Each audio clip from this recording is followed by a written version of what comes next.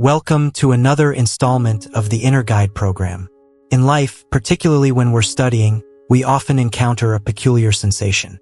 Sometimes, especially as exams approach, we experience moments where we seem to forget everything we've learned. Have you ever felt that? If you're a student, I'm sure most of you have encountered this distinct feeling. You're in the middle of an exam, you read a question, and you try to recall the specific information you studied, but your mind draws a complete blank. It feels as if everything has suddenly been wiped clean from your memory. I believe many of us have shared this experience. Our esteemed teacher, the Supreme Buddha, identified 5 reasons for this forgetfulness, 5 explanations for why we might fail to recall what we've studied. What are these 5 reasons? They are known as the 5 hindrances in Buddhist terminology, or in the Buddha's own words, Pancha Nivarana.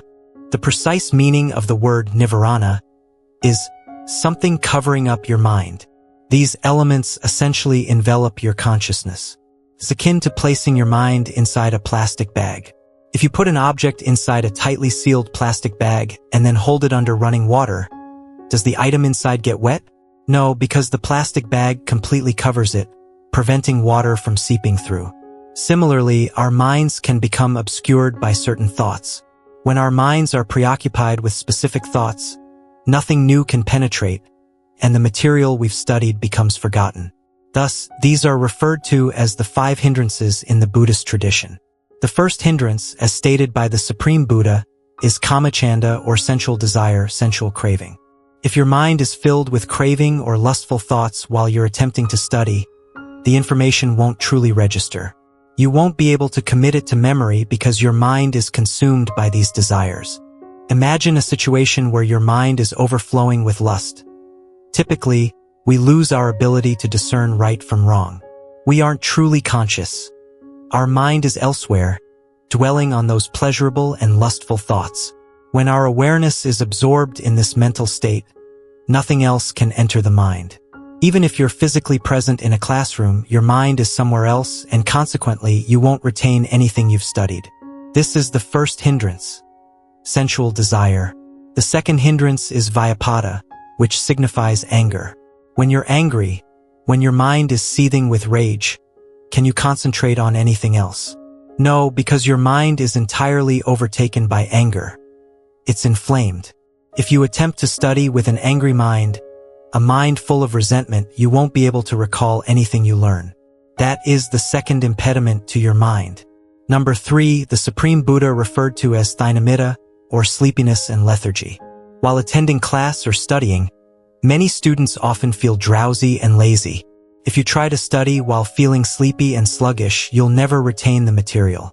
Your mind is already occupied and shrouded by sleepiness. When sleepiness blankets your mind, what you're studying won't sink in. This constitutes the third hindrance. The fourth hindrance, the Supreme Buddha identified as udhakakakaka, restlessness and remorse. There are times when our minds become restless and easily distracted. Many thoughts might suddenly surface in our minds. Additionally, we sometimes dwell on regrets about past actions.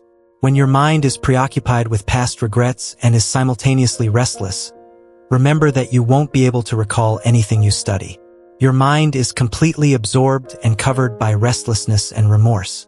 When these elements obscure your mind, nothing new can enter. If you try to meditate, nothing will happen. If you try to study, you'll make no progress. And the final hindrance is doubt, vicikiccha. If you harbor self-doubt about your abilities, questioning whether you can succeed or not while studying, you won't be able to remember anything.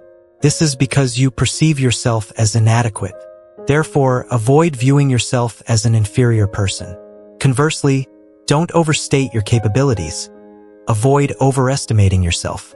Instead, strive for a balanced approach. When you're studying, always believe that you're learning to the best of your ability.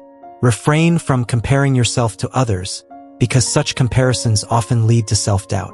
When self-doubt envelopes your mind, nothing you study will truly register. So, when you're studying, it's crucial to distance yourself from these hindrances. 1. Sensual desire / sensual craving. 2.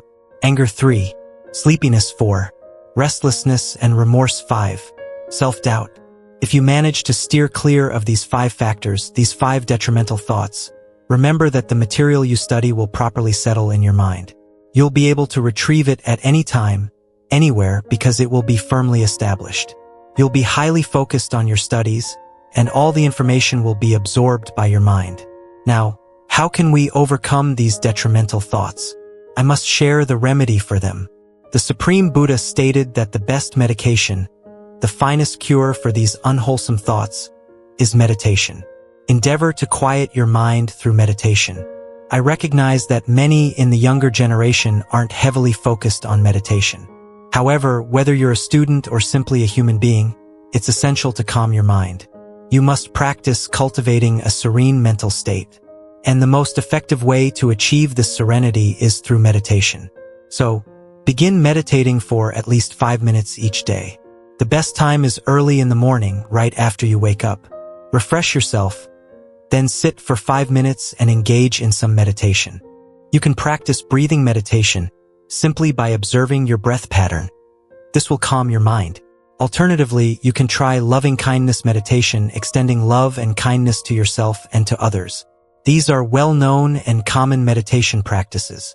If you start meditating, you'll notice your mind becoming serene and peaceful. The more peaceful your mind becomes, the better you'll remember what you study. Therefore, when you're studying, it is incredibly important to maintain a serene, calm, and concentrated mind. To achieve this, you need to practice meditation gradually, step by step. So, meditate for at least 5 minutes a day. And as you do this, your mind will begin to detach from these 5 hindrances. When your mind starts to move away from these hindrances, you'll find that you can remember everything you study. Make your life a peaceful one. Make your mind a peaceful sanctuary through meditation.